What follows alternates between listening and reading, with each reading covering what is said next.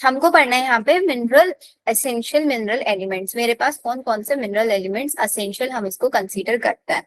तो but most of the minerals present in soil can enter plant through roots. अब तक हम hydroponic technique के अंदर क्या देख रहे थे कि हम लोग जो मिनरल्स को प्रोवाइड करा रहे थे प्लांट्स को, वो कहाँ से प्रोवाइड करा रहे थे? वाटर, न्यूट्रिएंट सॉल्यूशन से ना। न्यूट्रिएंट सॉल्यूशन के अंदर हम मिनरल्स ऐड कर दे रहे थे और वहां से हमारा प्लांट ग्रो कर रहा था, उसको सारे एसेंशियल न्यूट्रिएंट्स मिल रहे थे। इतना पता है सबको? Yes ma'am.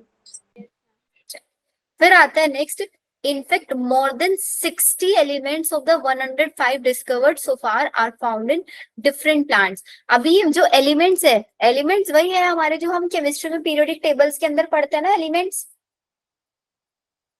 केमिस्ट्री के पीरियोडिक टेबल वाले एलिमेंट। तो उन 105 एलिमेंट्स जो अब तक डिस्कवर हो चुके हैं, out of those 105 more than 60 elements are those elements which can be easily found into the soils। Soil के अंदर आपके मोर देन 60 एलिमेंट्स पाए जा सकते हैं एंड हर एक 60 एलिमेंट का प्लांट की लाइफ में एक अलग अलग रोल होता है। कुछ एलिमेंट ऐसे होंगे जिसके बिना हमारा प्लांट सर्वाइव ही नहीं कर पाएगा, कुछ एलिमेंट ऐसे होंगे जिसके अलावा हमारा प्लांट सर्वाइव कर जाएगा। तो जिसके बिना हमारा प्लांट सर्वाइव नहीं कर सकता उसको हम क्या बोलेंगे? Essential element. और जिसके बिना सर्वाइव कर जाएगा? Non essential. Non essential. Very good. आगे देखो, some plant species accumulate selenium, some other gold, while some plants growing near nuclear test sites take up radioactive strontium। मतलब ये बोलते हैं कि कुछ प्लांट की स्पीसीज ऐसी है जिसके अंदर ज्यादा अमाउंट में सेलेनियम पाया जाता है, किसके अंदर गोल्ड पाया जाता है, जबकि कुछ एलिमेंट कुछ प्लांट्स ऐसे भी हैं जिनके पास रेडियो एक्टिव एलिमेंट्स भी पाए गए हैं, जैसे कि strontium. There are techniques that are able to detect the minerals even at a very low concentration। मतलब ये हमारे पास अलग अलग टेक्निक्स है, जिन टेक्निक्स के थ्रू हम लोग ये पता लगा सकते हैं कि हमारे प्लांट के पास जो मिनरल्स है उस मिनरल के अंदर कौन सा एलिमेंट प्रेजेंट है। अगर उस एलिमेंट की कॉन्सेंट्रेशन बहुत ही ज्यादा कम है तब भी हम उसको पता लगा सकते हैं। The question is whether all the diverse mineral elements present in a plant, क्या प्लांट के अंदर हर एक टाइप के एलिमेंट्स पाए जाते हैं? लेट्स सी एग्जांपल, गोल्ड और selenium as mentioned above are really necessary for plants। how do we decide what is essential for plant and what is not? Simply इस लाइन के अंदर, इस पैराग्राफ के अंदर कुछ ज्यादा इंपॉर्टेंट ऐसा नहीं दे रखा जिसके अंदर से क्वेश्चन बन पाए। सिर्फ यही बताया हुआ है कि कुछ प्लांट के पास सेलेनियम, कुछ के पास गोल्ड, कुछ के पास रेडियो एक्टिव एलिमेंट्स भी अलग अलग टाइप के पाए जा सकते हैं।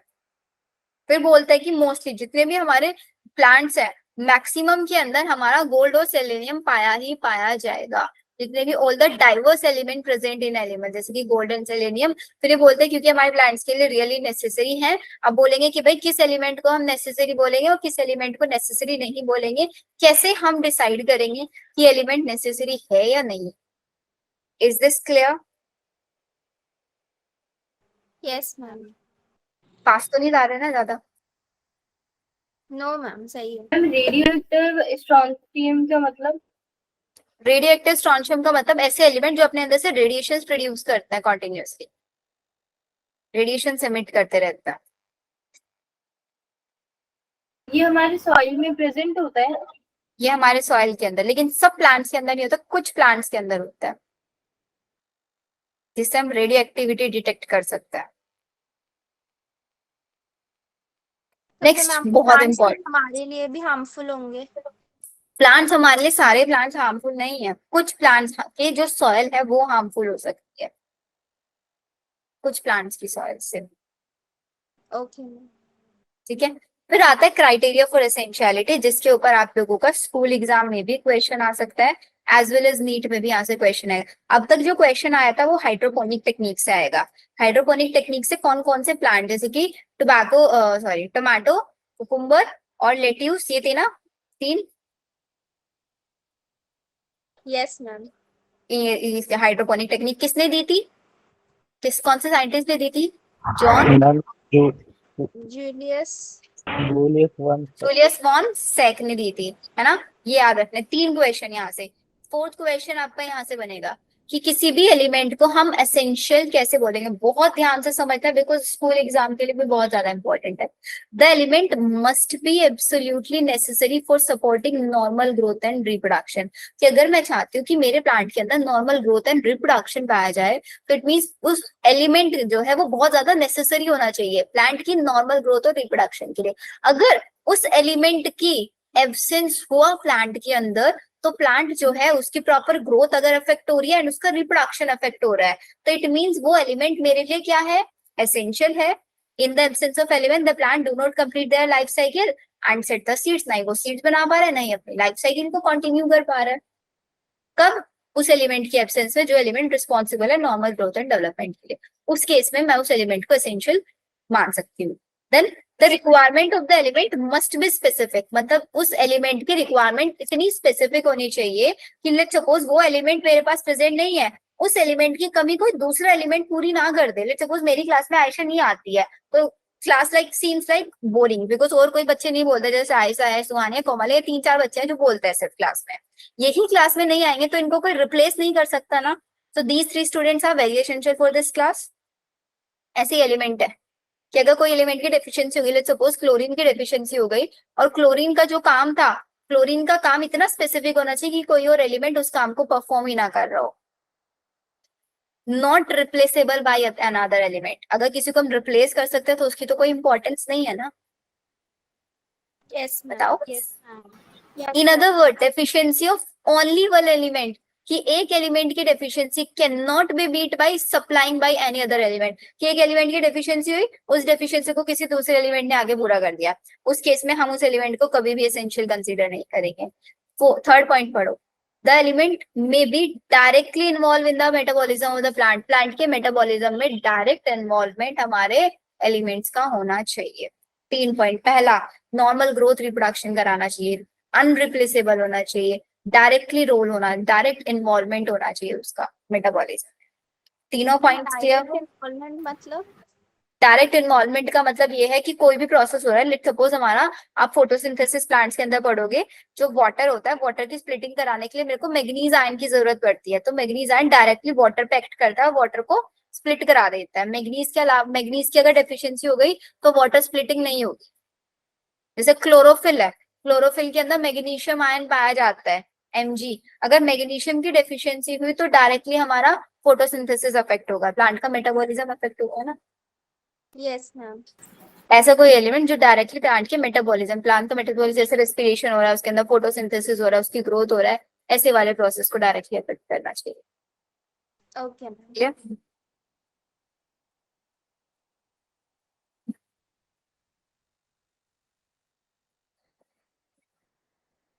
फिर आता है कि इसी बेसिस पे हमने एलिमेंट्स को 2 पार्ट्स में डिवाइड कर दिया। The first one is your macro. Macro से पता चल रहा है लार्ज इन साइज है, माइक्रो से पता चल रहा है small in size. Small in size. Very good. तो जो हमारे पास मैक्रो न्यूट्रिएंट्स होता है, मैक्रो न्यूट्रिएंट्स मतलब ये हमारे पास कैसे अमाउंट में है, these are present in large amount. Large amount का मतलब क्या है, 10 मिलीमोल पर केजी से ज्यादा इनका अमाउंट होना चाहिए। 10 मिलीमोल पर केजी से अगर ज्यादा वेट है, ज्यादा अमाउंट में पाए जा रहे हैं, तो उनको बोलेंगे हम मैक्रो न्यूट्रिएंट। मतलब दोज न्यूट्रिएंट जो कि हमें प्लांट को, जो प्लांट्स को लार्ज अमाउंट में चाहिए होता है। जैसे कि प्लांट्स को कार्बन ज्यादा अमाउंट में चाहिए, hydrogen, oxygen, nitrogen, phosphorus, sulphur, potassium, calcium, magnesium. These are the elements जो कि प्लांट को सबसे ज्यादा अमाउंट में चाहिए। That's why we call them macronutrients. अब इन एलिमेंट्स को आप लोगों को याद करना है बिकॉज डायरेक्टली क्वेश्चन आ जाएगा, which element is macro, which element is micro. कैसे याद करोगे?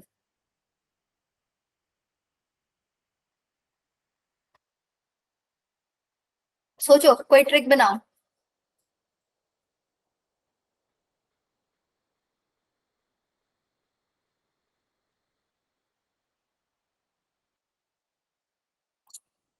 मैंने इसकी एक ट्रिक बनाई हुई है, मैं आपको बता, तब तक आप ट्राई करो इसकी कोई ट्रिक आपसे बन रही है क्या।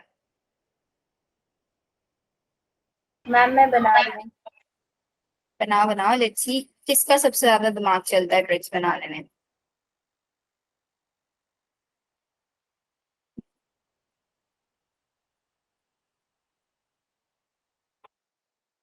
मैं बताऊं trick? Yes, ma'am. Yes ma'am बता दो। देखो,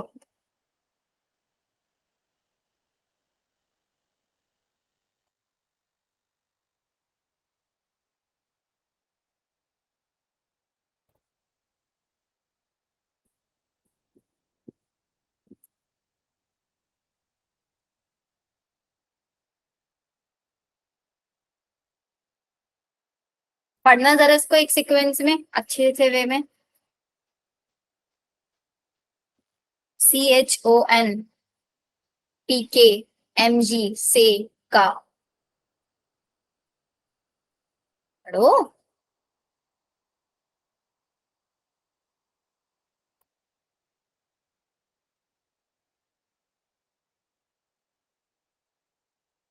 आवाज नहीं आ रही मेरी?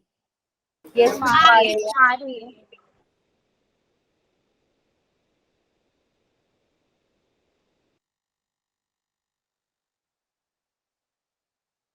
पढ़ना। कौन पी के गया मग से कॉफी? आपने एक मग में कॉफी रखी हुई थी, वो कौन पी के गया? जब किसी से पूछ लो। C carbon, H hydrogen, O oxygen, N nitrogen. कौन? P potassium, sorry P phosphorus, K potassium, Mg magnesium, S4 sulphur, CA4 calcium.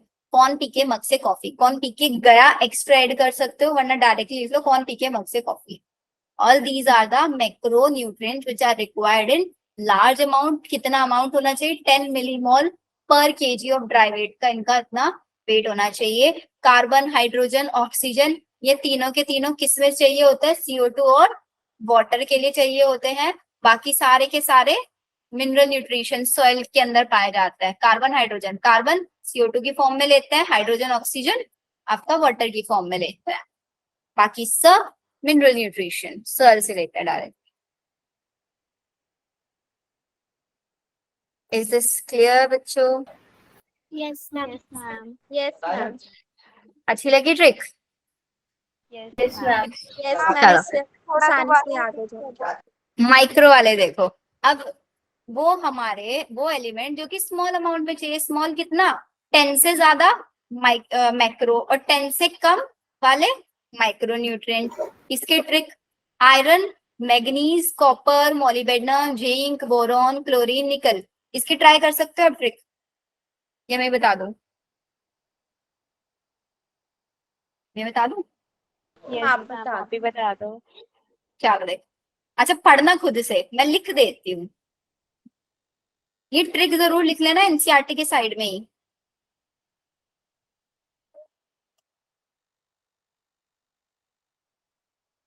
ये सारे ट्रिक वो ट्रिक है जो मैंने अपनी 11वीं क्लास में बनाई थी।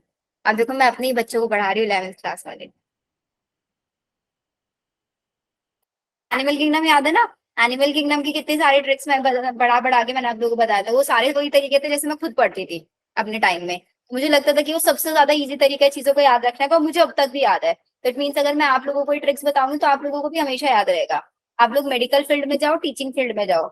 ऑब्वियसली आज के टाइम में तो जो MBBS में इन सब में जाता है वो भी कहीं ना कहीं टीचिंग में इन्वॉल्व हो ही जाता है किसी ना किसी स्टेज में जाके। और कुछ नहीं होता तो यूट्यूब चैनल ही स्टार्ट कर लेते हैं MBBS वाले स्टूडेंट्स ही साइड इनकम के लिए।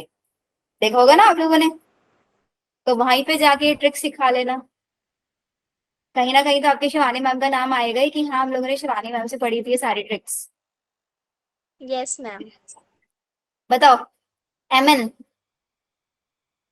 MN मैंने, B4 बॉम्बे, ZN जाकर, CL साइकिल, CU कुएं, मो में, नी FE FE पैकिंग। मैंने बॉम्बे जाकर साइकिल कुएं में नी फेंकी। सारे माइक्रो क्वेश्चन मिलेंगे, इनसे डायरेक्ट क्वेश्चन मिलेंगे। एलिमेंट्स के नाम दे देंगे और डायरेक्टली आपसे पूछ लेंगे बताओ भाई कौन सा एलिमेंट एसेंशियल है, कौन सा सॉरी कौन सा मैक्रो है, कौन सा माइक्रो है, इनमें से आइडेंटिफाई करना पड़ेगा। लिख लो जल्दी जल्दी से सबके सब।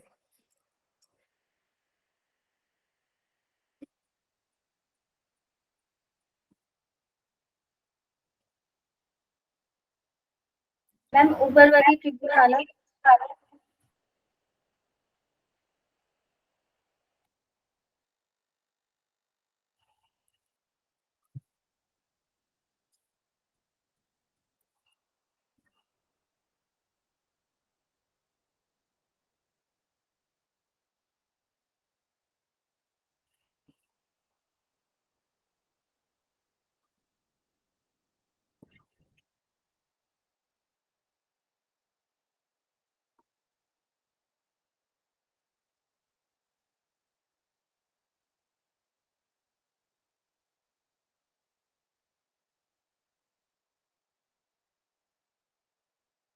मैम थोड़ा नीचे करना।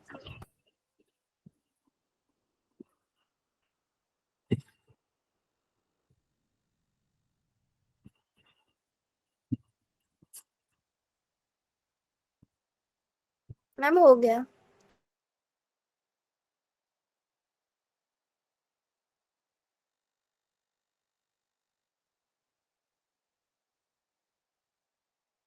मैम हो गया। Done ma'am. मैक्रो माइक्रो सब कुछ समझ में आ गया।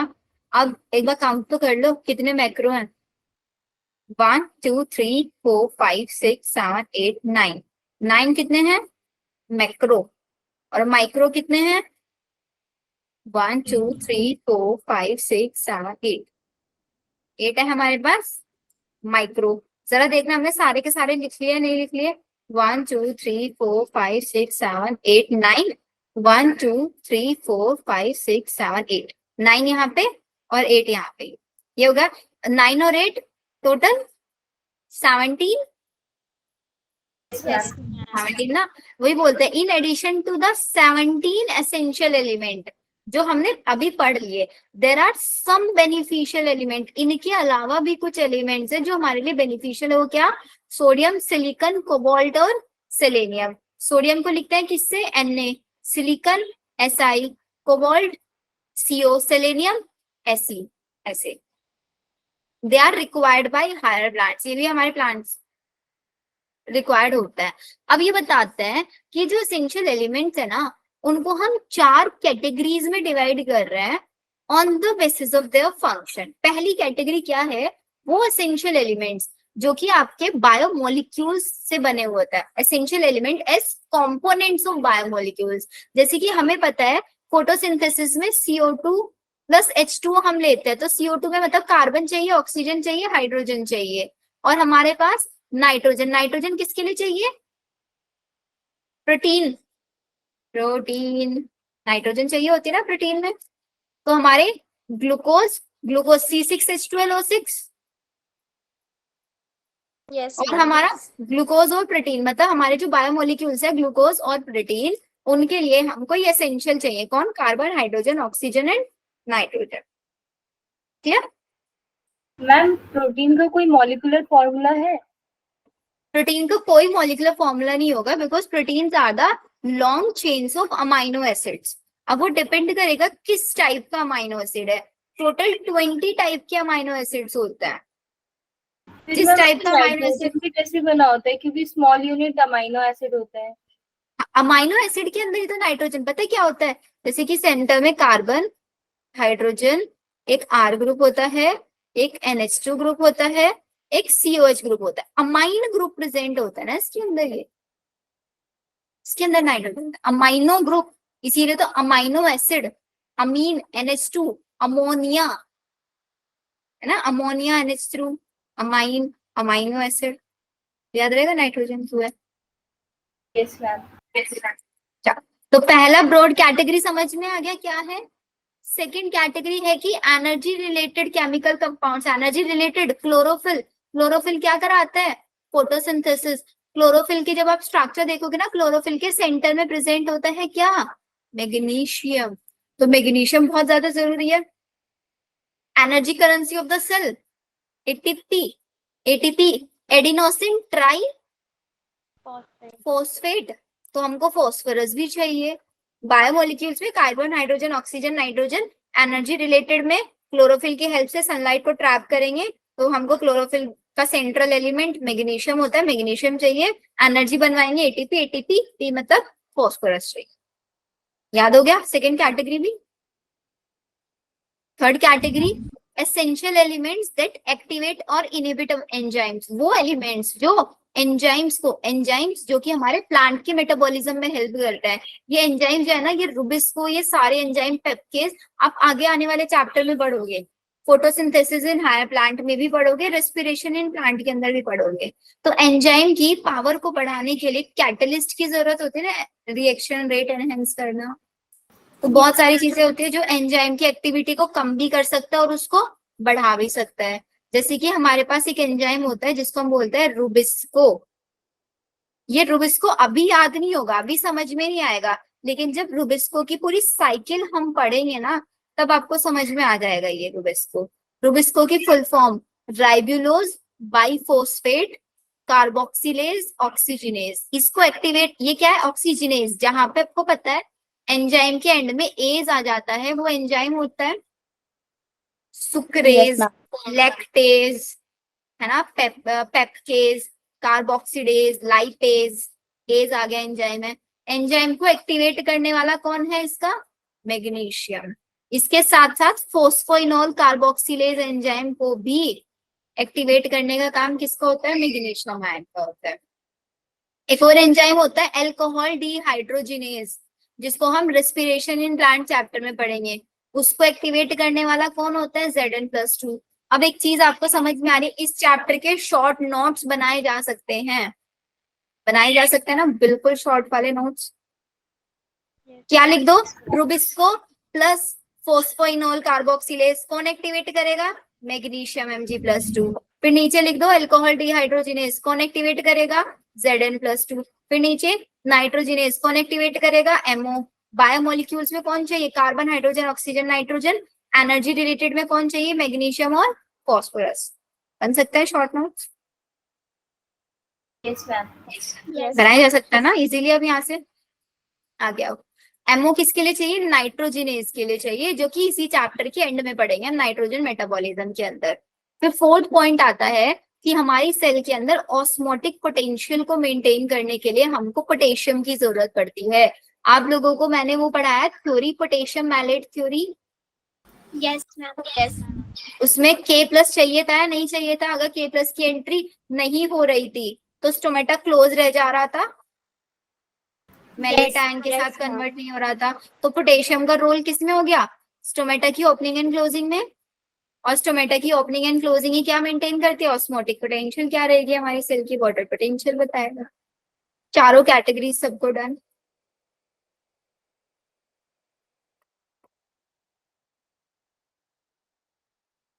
Piyush yes ma'am. समझ आ रहा है, yes ma'am. Divyansh yes ma'am. आ गया ना समझ। यस मैम आ गया। आरती, आरती, समीक्षा,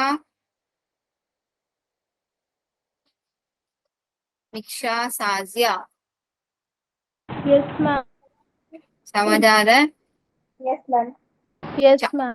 अब हम पढ़ेंगे बहुत इंपॉर्टेंट पार्ट इस चैप्टर का, जो हमारे मैक्रो माइक्रो न्यूट्रिएंट्स हैं, इनका एग्जैक्टली रोल क्या है, आखिर ये प्लांट के अंदर क्या काम परफॉर्म करते हैं, क्या फंक्शन परफॉर्म करते हैं। जितने भी एलिमेंट्स हैं वो प्लांट के अंदर अलग अलग मेटाबॉलिक प्रोसेस में इन्वॉल्व होंगे। लेट्स सपोज कुछ हमारे सेल की मेम्ब्रेन की परमिएबिलिटी को कंट्रोल करेंगे। परमिएबिलिटी मतलब समझते हो, परमिएबल बनाना, एंट्री और एग्जिट को मेंटेन करना, कि सेल के अंदर कौन चीज एंटर हो रही है, नहीं कौन नहीं हो रही है। ऑस्मोटिक कॉन्सेंट्रेशन बना के रखना, electron transport system, buffer action, enzymatic activity, ये अलग अलग एक्टिविटीज है जिनके अंदर अलग अलग टाइप के एलिमेंट्स का इन्वॉल्वमेंट होगा। सबसे पहला, बहुत अच्छी तरीके से एक एक पार्ट समझना, एक एक वर्ड बहुत अच्छे से समझना है। नाइट्रोजन। अब तक हमने देखा जो नाइट्रोजन है वो किसके अंदर प्रेजेंट होता है, अमाइनो एसिड के अंदर ना, यस मैम, से ही बनता है क्या,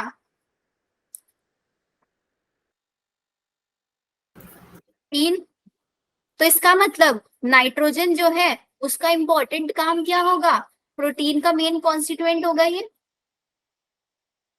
Yes, ma'am. होगा या नहीं। इसके अलावा हमने पढ़ा है डीएनए, डीएनए के अंदर होते हैं नाइट्रोजनस बेसिस। पता है किसी को नाइट्रोजनस बेसिस? तो चलो ये नहीं पता होगा, डीएनए की फुल फॉर्म तो सबको पता है ना, deoxy ribose nucleic acid, Yes. है ना। उस न्यूक्लिक, यस मुस्कान, मैम ऊपर क्या कहते हैं, बफरिंग एक्शन आया था, आई गेस वो क्या होता है? बफरिंग एक्शन का मतलब होता है पीएच कंट्रोल करना, वो भी बताऊंगी यहाँ पे, पीएच को मेंटेन करके रखना। बफर वो होता है ना जो पीएच को के चेंज को रेजिस्ट करता है,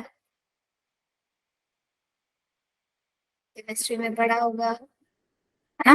वो पीएच मेंटेनेंस वाला पॉइंट होता है यहाँ पे। तो बताओ, DNA full form deoxyribose nuclear point याद करा रही हूँ, डायरेक्टली भी बता सकती हूँ कि भाई नाइट्रोजन का role protein, nucleic acid, vitamin, hormone इन सब में रहेगा, लेकिन आई वांट कि आप लोग क्लास में ही याद कर लो इन चीजों को, रटनी ना पड़े आप लोगों को ये सब।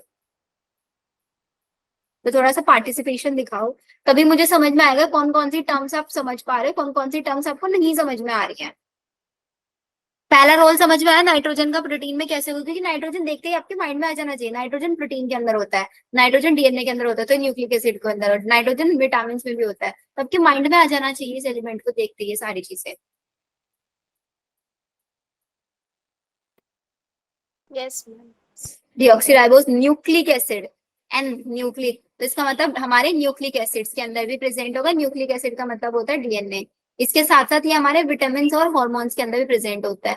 तो अगर आपसे क्वेश्चन पूछे नाइट्रोजन किस किस का मेन कॉन्स्टिट्यूएंट है, protein, nucleic acid, vitamin and hormones, ठीक है। इसके अलावा नाइट्रोजन को प्लांट किस फॉर्म में एब्जॉर्ब करते हैं, ये बहुत इंपॉर्टेंट चीज है जो हर एक एलिमेंट के बारे में हम पढ़ेंगे। तो नाइट्रोजन को जो हमारे प्लांट्स कभी भी N2 की फॉर्म में एब्जॉर्ब नहीं करते, N2 एक गैसियस फॉर्म है ना, Yes, ma'am. Yes, ma'am. N2 की फॉर्म में कभी एब्जॉर्ब नहीं करेंगे हमारे प्लांट, प्लांट उसको क्या करेंगे, गैस में है N2 की फॉर्म में, उसको हमारे नाइट्रोजन फिक्सिंग बैक्टीरिया, आया रोल समझ में। अब नाइट्रोजन फिक्सिंग बैक्टीरिया क्या करते हैं, Yes, ma'am. Lots of atmospheric energy. Nitrogen, atmospheric nitrogen को एक फिक्सेबल फॉर्म में कन्वर्ट कराते हैं, बिकॉज प्लांट कभी भी N2 को डायरेक्टली नहीं ले सकते, एब्जॉर्ब ही नहीं कर सकते उसको, तो हमें क्या चाहिए कि N2 को एक एब्जॉर्बेबल फॉर्म में हम कन्वर्ट करा के दे। तो वो एब्जॉर्बेबल फॉर्म क्या होते हैं, nitrate, nitrite and ammonium ion, this is nitrate. ये पूरा मेटाबॉलिज्म हम पढ़ेंगे, this is nitrite and this is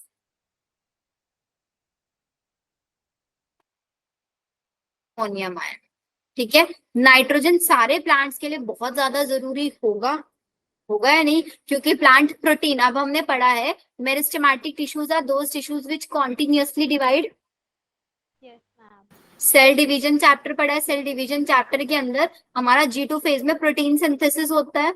अब भाई अगर प्रोटीन ही नहीं होगा तो मेरिस्टेमेटिक टिश्यूज की एक्टिविटी भी अफेक्ट होगी या नहीं होगी, जब प्रोटीन ही नहीं बन पाएगा क्योंकि नाइट्रोजन नहीं होगा, अगर होगी Yes, ना। ma'am. इसके साथ साथ हमारे जो सेल है वो मेटाबॉलिकली एक्टिव भी नहीं रह पाएंगे। तो हमारा जो नाइट्रोजन है पर्टिकुलरली सेल की मेरिस्टेमेटिक टिश्यूज के अंदर सबसे ज्यादा जरूरी है, मेटाबॉलिक एक्टिविटी सेल्स की ज्यादा ज्यादा जरूरी है, किस फॉर्म में एब्जॉर्ब करेंगे, नाइट्रेट, नाइट्राइट, अमोनियम आयन की फॉर्म में एब्जॉर्ब करेंगे। This is all about our nitrogen. Next आ जाओ फॉस्फोरस, फॉस्फोरस को किस फॉर्म में एब्जॉर्ब करेंगे, फोस्फेट आयन की फॉर्म में एब्जॉर्ब Ma'am, करेंगे। हाँ जी, प्लांट्स N2 की फॉर्म में क्यों नहीं ऑब्जॉर्व करती है, CO2 भी तो गैसियस स्टेट होता है। CO2 गैसियस स्टेट में होता है, लेकिन CO2 को कन्वर्ट कराया जाता है किसमें, आपका ग्लूकोज के अंदर हम कन्वर्ट करा सकते हैं। CO2 से C6H12O6 बनाता है by the process of reduction, लेकिन N2 का रिडक्शन नहीं हो सकता, बिकॉज N जो होता है ना, ये N ट्रिपल बॉन्ड N होता है। इन तीन बॉन्ड्स को, तीन ट्रिपल बॉन्ड को ब्रेक करना बहुत ज्यादा मुश्किल हो जाता है प्लांट्स के लिए, इसलिए डायरेक्टली उसको एब्जॉर्ब नहीं कर सकते। प्लांट्स की बॉडी में ऐसा कोई मेटाबॉलिज्म ही नहीं है जो मॉलिक्यूलर ऑक्सीजन, मॉलिक्यूलर नाइट्रोजन को कन्वर्ट करके किसी और फॉर्म में कन्वर्ट करा पाए, इसका मेटाबॉलिज्म नहीं है प्लांट्स के अंदर। Okay, ma'am. ठीक है, इसलिए हमारे सॉइल के अंदर नाइट्रोजन फिक्सिंग बैक्टीरिया होता है जो एटमॉस्फेरिक नाइट्रोजन को एक पर्टिकुलर फॉर्म में कन्वर्ट करके देता है। वो कन्वर्ट कैसे करता है वो इसी चैप्टर में हम सबसे एंड में पढ़ेंगे।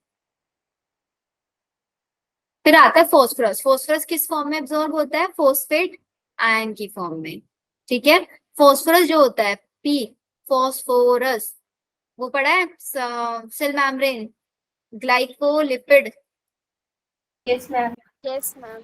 हाँ, और प्रोटीन्स, लिपिड और प्रोटीन की बनी हुई होती है हमारी मेम्ब्रेन। तो जो प्रोटीन होता है ना, इस प्रोटीन में कहीं ना कहीं किसी किसी अमाइनो एसिड के अंदर फोस्फोरस भी प्रेजेंट होता है।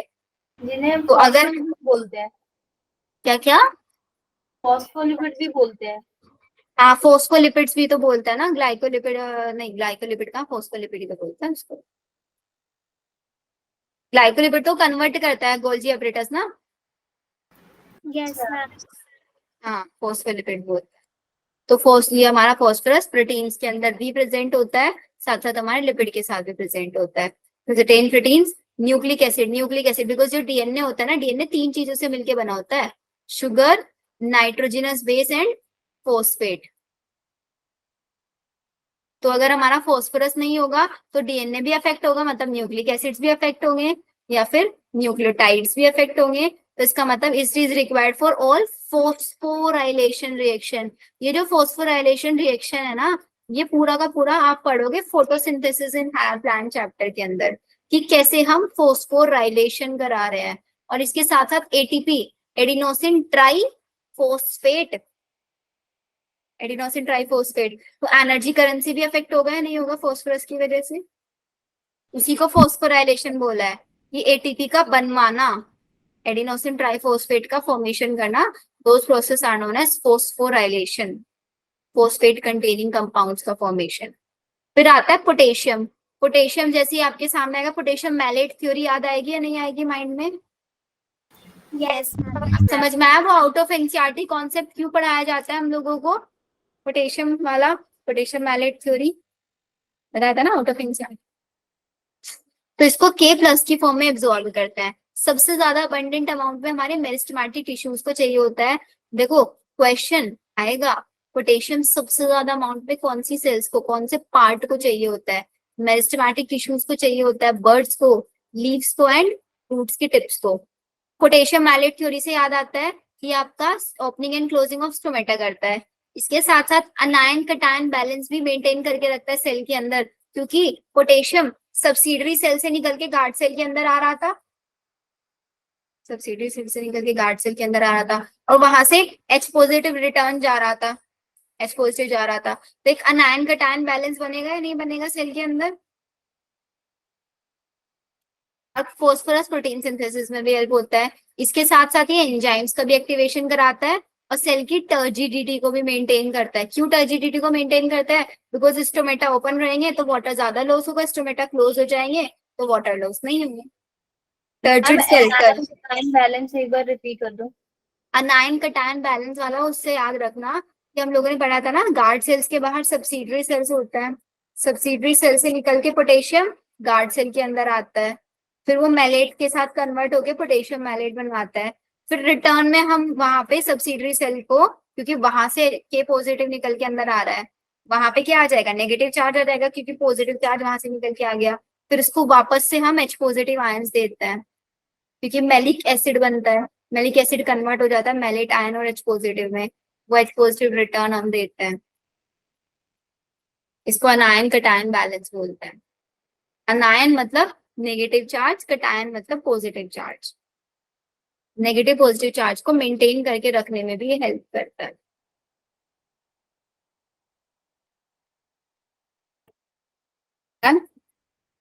Yes ma'am. Yes ma'am. फिर आ जाओ कैल्शियम पे। अब कैल्शियम से हमको याद आता है क्या? सेल वॉल याद आती है। प्लांट की जो सेल वॉल होती है उसमें वो याद आता है calcium pectate, magnesium pectate, middle lamella बना होता यस है ना? और वो मिडल लैमेला कब बनता है? सेल डिवीजन के टाइम पे बनता है ना। मिडल लैमेला 2 सेल्स के बीच में होता है। तो अगर कैल्शियम की कमी होगी तो मिडल लैमेला भी नहीं बन पाएगा। It means cell division affect होगा या नहीं होगा? यस मैम होगी। वही चीज है कि कैल्शियम को सबसे पहले किस फॉर्म में एब्जॉर्ब करेंगे, कैल्शियम Ca+2 आयन में। कैल्शियम किसके लिए चाहिए, जितनी भी सेल्स हमारी मेरिस्टेमेटिक है या फिर डिफरेंशिएटिंग टिश्यूज है, जितने भी जो डिवाइडिंग टिश्यूज है, डिवाइडिंग सेल्स है, उनको चाहिए। सेल डिवीजन के टाइम पे, during cell division, calcium it is used in synthesis of cell wall. कौन सी cell wall, specially middle lamella, जो कि किससे बनी होती है, कैल्शियम पैक्टेट से बनी होती है। इसके अलावा ये हमको माइटोटिक स्पाइंडल फाइबर जो रिलीज हो रहे थे सेंट्रोजोम से, उनको बनाने में भी हेल्प करता है। कैल्शियम जनरली ओल्डर लीव्स के अंदर जाके इकट्ठा हुआ रहता है। ये हमारी सेल मेम्ब्रेन की प्रॉपर फंक्शनिंग को भी मेंटेन करके रखता है। ये हमारे कुछ एंजाइम्स को भी एक्टिवेट कराने का काम करता है। इसलिए हम बोल सकते हैं कि हमारी सेल की जितनी भी मेटाबॉलिक एक्टिविटीज हैं, जिसमें सेल का सबसे ज्यादा मेटाबॉलिज्म इन्वॉल्व होता है, सबसे ज्यादा मेटाबॉलिज्म इन्वॉल्व होता है हमारे जहाँ पे सेल डिवाइडिंग सेल्स होगी, वहां पे इसका रोल होगा। कैल्शियम आयन की फॉर्म में जो क्वेश्चन आएगा वो इससे आएगा कि किस चीज को अफेक्ट करता है, सेल डिवीजन को अफेक्ट करेगा, because middle lamella calcium pectate से बना होता है।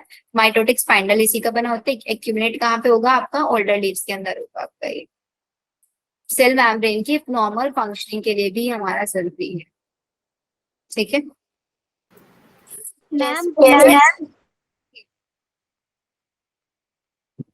बोलो बोलो बेटा। मैम जब पेड़ से कोई लीफ गिर जाती है और टूट जाती है और वो ब्राउन होने लगती है या फिर थोड़े टाइम के लिए जब ग्रीन रहती है, तब भी उसमें ये एलिमेंट्स प्रेजेंट रहते हैं?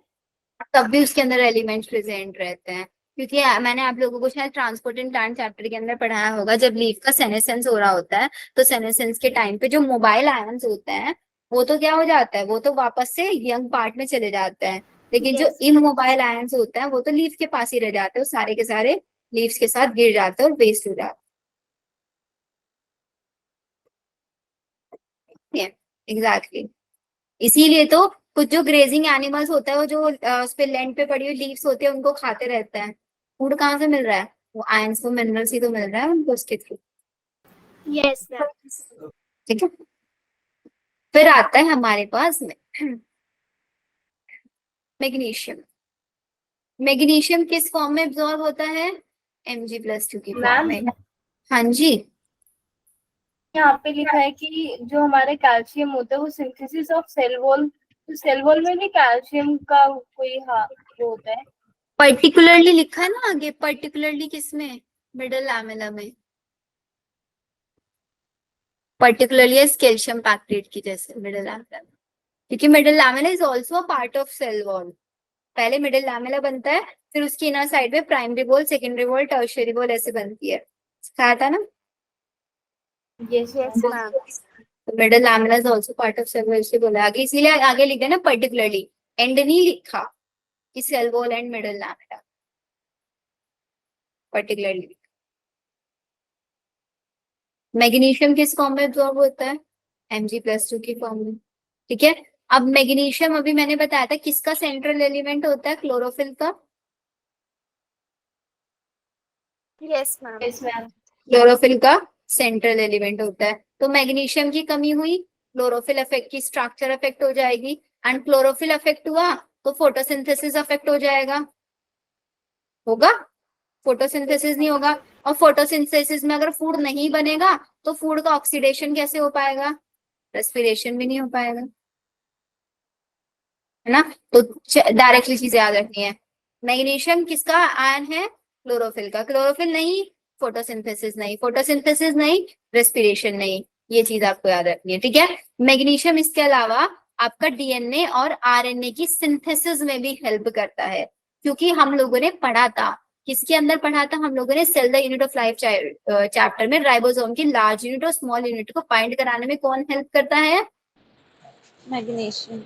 मैग्नीशियम आयन हेल्प करता है। तो राइबोसोम की स्ट्रक्चर मेंटेन करता है और आपका डीएनए आरएनए, क्योंकि इसी राइबोसोम से अटैच्ड होता है, राइबोसोम से ही हम प्रोटीन सिंथेसिस भी करवाते हैं, राइबोसोम से ही प्रोटीन सिंथेसिस भी कराता है मैग्नीशियम। डीएनए आरएनए सिंथेसिस में भी रोल प्ले करता है। जो क्वेश्चन इस पे पूछा जाता है क्लोरोफिल से पूछा जाता है सबसे ज्यादा। नेक्स्ट आता है सल्फर। सल्फर का बहुत इंपॉर्टेंट नहीं है ज्यादा, क्योंकि इससे बहुत कम क्वेश्चन आता है। सल्फर किस फॉर्म में एब्जॉर्ब होता है, सल्फेट आयन की फॉर्म में। सल्फर के अंदर जनरली 2 अमाइनो एसिड्स, मतलब 2 अमाइनो एसिड ऐसे होते हैं जिनके अंदर सल्फर प्रेजेंट होता है। सिर्फ क्वेश्चन यहाँ से आता है, सल्फर कंटेनिंग अमाइनो एसिड कौन से हैं? सिस्टीन एंड मेथियोनिन, नाम याद रखना है। और इसके अलावा कुछ एंजाइम्स हैं जिनके अंदर सल्फर प्रेजेंट होता है, जैसे कि कुछ कोएंजाइम्स और कुछ विटामिन। विटामिन में thiamine, biotin and coenzyme A and ferredoxin. ये जो फेरिडॉक्सिन है इसका रोल भी आपको फोटोसिंथेसिस में पता चलेगा। ये इलेक्ट्रॉन्स को कैरी करने का काम करता है, एक जगह से दूसरी जगह इलेक्ट्रॉन्स को भेजने का काम करता है। पेरिडॉक्सिन एफडी से लिखता है।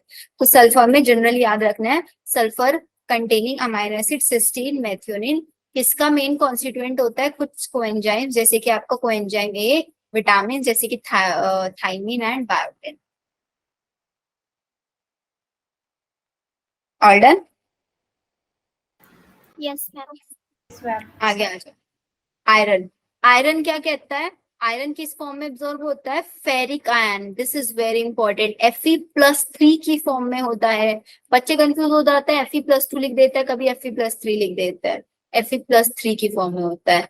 आयरन क्या है, कैसा एलिमेंट है? माइक्रो। देखो ये सारे के सारे एलिमेंट माइक्रो है, मैक्रो है। क्वेश्चन तो यहीं पे बन जाएगा। क्या है इसका Fe? होती ना ट्रिक, मैंने बॉम्बे जाकर साइकिल कुएं में नी फेंकी, माइक्रो न्यूट्रिएंट है। ये एक इंपॉर्टेंट कॉन्स्टिट्यूएंट है, protein involve in transfer of electron like ferredoxin and cytochrome. ये फेरिडॉक्सिन साइटोक्रोम कैसे इलेक्ट्रॉन का ये ट्रांसफर करता है, ये भी अगेन फोटोसिंथेसिस चैप्टर में आपको क्लियर हो जाएगा। ये चैप्टर आपको, मतलब इस चैप्टर में ये जो चीजें है ना, ये आप लोगों को याद नहीं करनी पड़ेंगी इतनी ज्यादा। आगे जितना भी आप प्लांट फिजियोलॉजी पढ़ते चले जाओगे ना, उसके अंदर इन सब एलिमेंट्स का यूज आता रहेगा। जैसे मैंने एंजाइम्स वाला बताया, ऐसे इन सब का यूज आपको मिलेगा। ये जनरली ऑक्सीडाइज हो जाता है Fe+3। कहाँ से? Fe+2 से Fe+3 बनता है, उस फॉर्म में एब्जॉर्ब होता है। Fe+3 की फॉर्म में प्लांट एब्जॉर्ब नहीं करते, Fe+2 की फॉर्म में मिल रहा है तो पहले Fe+3 की फॉर्म में उसको कन्वर्ट करेंगे। ये एक्टिवेट कर देता है हमारे कैटालेज एंजाइम को। इसके साथ साथ ये क्लोरोफिल बनाने में भी हेल्प करता है। बताओ, आ रहा है समझ यहाँ तक? Yes, ma'am. Yes ma'am. सब कुछ क्लियर है ना?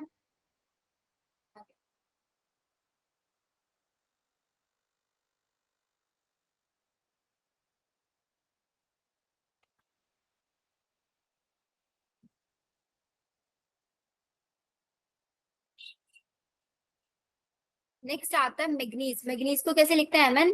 ये एब्जॉर्ब होता है किस फॉर्म में? मैग्नस आयन की फॉर्म में। एक और इंपॉर्टेंट चीज याद रखना, सिंबल भी याद रखना और नेम भी याद रखना। किसको? नाइट्रेट NO+2 होता है, NO3 होता है। Mn+2 को क्या, कौन सा आयन बोलते हैं, ये याद रखना है। ये भी आपका फोटोसिंथेसिस में हेल्प करता है। सबसे इंपॉर्टेंट काम होता है इसका, स्प्लिटिंग ऑफ वाटर कराता है। फोटोसिंथेसिस के टाइम पे हम वाटर यूज करते हैं, उस वाटर को ब्रेक करने का काम करता है H+ इलेक्ट्रॉन प्लस ऑक्सीजन में। ये भी फोटोसिंथेसिस चैप्टर में आपको पढ़ने के लिए क्वेश्चन बहुत आता है, हर साल इसके ऊपर क्वेश्चन आता है। Name the ion which is responsible for the splitting of water photosynthesis के टाइम पे। तो डायरेक्टली आप लोगों को क्या लिख देना है? Mn+2। Next zinc. जिंक किस फॉर्म में एब्जॉर्ब होता है? Zn+2 की फॉर्म में। इसका काम क्या होता है? इसका काम होता है एंजाइम, कौन सा? कार्बोक्सिलेज एंजाइम को एक्टिवेट करना। और बहुत इंपॉर्टेंट है, ऑक्सिन का सिंथेसिस करना। ऑक्सिन क्या है? Auxin is a plant hormone है। ये प्लांट हार्मोन है, ये phytohormone we can also call it. ये आपका प्लांट फिजियो का सबसे लास्ट चैप्टर है, प्लांट ग्रोथ एंड डेवलपमेंट। उसके अंदर सारी प्रॉपर्टीज पढ़ोगे ऑक्सिन की। स्टेम की लेंथ बढ़ाने में जनरली काम कराता है, स्टेम इलॉन्गेशन कराता है। नेक्स्ट कॉपर किस फॉर्म में एब्जॉर्ब होता है? क्यूप्रिक आयन की फॉर्म में एब्जॉर्ब होता है। ये जनरली प्लांट के हर टाइप के मेटाबॉलिज्म में इन्वॉल्व होता है। इस जैसे कि हमारा आयरन था Fe+3 कैसे बन रहा था? Fe+2 से बन रहा था ना। ऐसे यहाँ पे Cu+ से Cu+2 बनेगा, तब हमारे प्लांट इसको एब्जॉर्ब करेंगे। डन। जनरली सभी के अंदर ये सभी टाइप के मेटाबॉलिज्म इन्वॉल्व होगा। बोरोन किस फॉर्म में हो सकता है? Bo3 3- या B4O7-2 की फॉर्म में।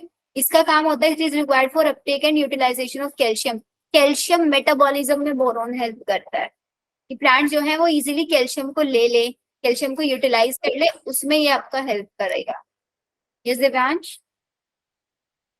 मैम यहाँ पे लिखा है is reversibly oxidise from Cu reversibly positive to oxidise, हाँ रिवर्सिबली ऑक्सीडाइज होता है फ्रॉम Cu+2 से Cu+2 आयन में। मतलब Cu+2 से Cu+ भी बन सकता है, Cu+ से Cu+2 भी। जब प्लांट को एब्जॉर्ब कराना है तो Cu+2 में कन्वर्ट हो जाएगा, और जब नॉर्मली हमें सॉइल के अंदर प्रेजेंट होगा तो Cu+ आयन में प्रेजेंट हो जाएगा। रिवर्सिबली ऑक्सीडाइज मतलब Okay. रिवर्सिबल है ये रिएक्शन। Okay ma'am. सबसे इंपॉर्टेंट क्वेश्चन आता है पोलन जर्मिनेशन का, बहुत इंपॉर्टेंट क्वेश्चन आएगा यहाँ पे। पोलन ट्यूब, पता है पोलन ट्यूब? उसमें हम लोगों ने थोड़ा सा, मैंने आप लोगों को एंजियोस्पर्म्स के अंदर पढ़ाया था। जो मेल गैमेट होता है पोलन ग्रेन, उसके अंदर एक पोलन ट्यूब बनती है। तो मेल गैमेट के अंदर वो पोलन ट्यूब बनने के फॉर्मेशन को ही तो बोलते हैं पोलन जर्मिनेशन। बहुत इंपॉर्टेंट है। पोलन जर्मिनेशन के लिए कौन सा आयन रिस्पॉन्सिबल होता है? Which one is? Boron. Cell की इलोंगेशन भी करा सकता है ये, सेल डिफरेंशिएशन भी कराएगा, कार्बोहाइड्रेट को सेल के इनसाइड और आउटसाइड ट्रांसपोर्ट करने में भी ये हेल्प करता है। ठीक है, next one is your molybdenum. Molybdenum molybdate ion में एब्जॉर्ब होता है MoO2+2 की फॉर्म में। ये भी जनरली बहुत सारे एंजाइम्स का कंपोनेंट है, जैसे कि नाइट्रोजिनेज या नाइट्रेट रिडक्टेज। तो इस मीन्स इसका काम किसमें है? नाइट्रोजन मेटाबॉलिज्म के अंदर है। क्लोरीन Cl- की फॉर्म में एब्जॉर्ब होगा। क्लोरीन का जनरली काम जो होता है सोडियम पोटेशियम के साथ होता है।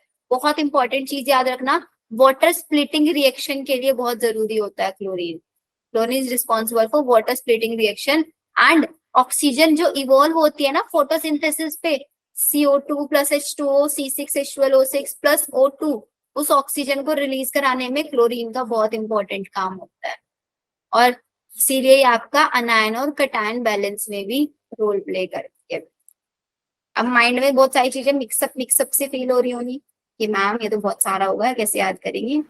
मैम मैग्नीशियम और क्लोरीन दोनों स्प्लिटिंग ऑफ वाटर में होता है। दोनों वाटर स्प्लिटिंग में हेल्प करता है। एग्जैक्टली सबसे मेन जो रोल होता है वो मैग्नीज का होता है।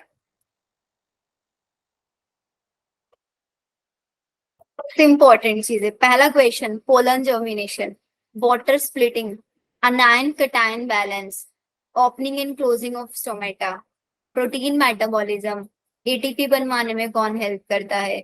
जनरली इसी टाइप के क्वेश्चन पूछे जाते हैं। 5-6 क्वेश्चन इसके अंदर आएंगे हैं। बाकी इस वाले पार्ट से एनसीईआरटी से एक एक लाइन पढ़ लेना और सब अपने अपने नोट्स बनाओगे। एक एक लाइन पढ़ के जितना इजी वे में आप बना सको, शॉर्ट तरीके से। ठीक है, इसके मैं क्वेश्चंस आप लोगों को शेयर करूंगी सिर्फ इसी पार्ट के। उन क्वेश्चंस को एक बार कर लेना, बिकॉज क्वेश्चन नहीं करोगे इस पार्ट से तो समझ नहीं आएगा कि कैसे कैसे क्वेश्चन यहाँ से बन के आए हुए हैं आपके अब तक। फिर हम लोग नेक्स्ट लेक्चर में इनके डेफिशिएंसी सिम्टम्स देखेंगे कि इन एलिमेंट्स की अगर डेफिशिएंसी हो जाएगी तो कौन कौन सी डिसीज हो सकती है, वो हम समझेंगे। फिर थोड़ा ट्रांसलोकेशन प्रोसेस आ जाएगा, देन नाइट्रोजन मेटाबॉलिज्म SF, क्योंकि जो मेन सबसे ज्यादा इंपॉर्टेंट है हमारे प्लांट के लिए नाइट्रोजन, उसी का पूरा मेटाबॉलिज्म हम इस चैप्टर में पढ़ते हैं कि कैसे नाइट्रोजन मेटाबॉलिज्म होता है। क्यों प्लांट N2 की फॉर्म में नहीं करते उसको, कैसे वो नाइट्रेट की फॉर्म में कन्वर्ट करेंगे, कैसे नाइट्राइट में कन्वर्ट करेंगे, कैसे अमोनियम में कन्वर्ट करेंगे, पूरा प्रोसेस, कौन कौन से बैक्टीरिया इन्वॉल्व होते हैं, हर एक प्रोसेस हम लोगों को यहाँ पे पढ़ना होता है। कर लोगे? एनसीईआरटी से आप लोगों का होमवर्क नोट्स बनाने हैं हर एक स्टूडेंट। Okay ma'am. ठीक है, एंड इसके अलावा आप लोगों ने cell the unit of life chapter, but cell the unit of life chapter मैंने आप लोगों को क्वेश्चन करा दिए थे ना, I guess. Yes ma'am. Yes ma'am. हाँ Yes, मैंने ma'am. करा दिया, हो गए थे। उसका तो कोई इशू नहीं है। एंड वो केमिकल बॉन्डिंग वाले क्वेश्चन कर दिए आप लोगों ने?